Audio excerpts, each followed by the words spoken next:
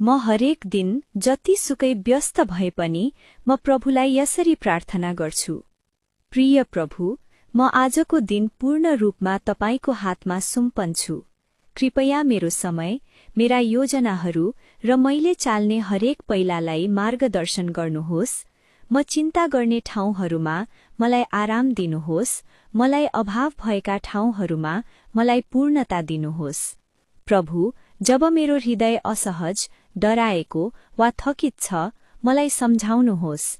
तपाईले मलाई कहिल्यै त्याग्नु भएको छैन। मेरो आजको जीवनले केवल कार्यहरू पूरा नगरोस्, तर तपाईको प्रेम र सत्यलाई पनि प्रतिबिम्बित गरोस्।